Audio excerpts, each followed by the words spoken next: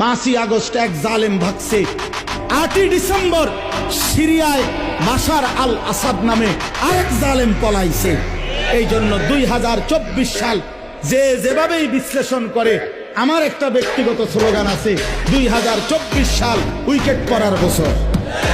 2024 সালে 2 উইকেট পড়ছে, এক উইকেট 5ই আগস্ট, আরেক উইকেট 8ই ডিসেম্বর। 2024 সালে বোলিং ভালো হয়েছে, কররা বোলিং, উইকেট পড়ছে 2টা। ইনশাআল্লাহ বাকি উইকেটও পড়ে যাবে আগামীতে ইনশাআল্লাহ।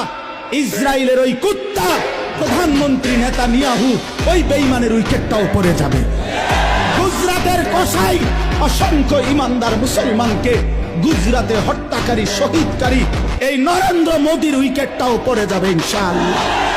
হয়তো আনিস থাকবে না, কোনো অসুবিধা নাই, আমার রক্ত ঝরলে এই জমিনে কোনো সমস্যা নাই, আমার মালিকের সাথে আমার বোঝাপড়া আছে ইনশাআল্লাহ।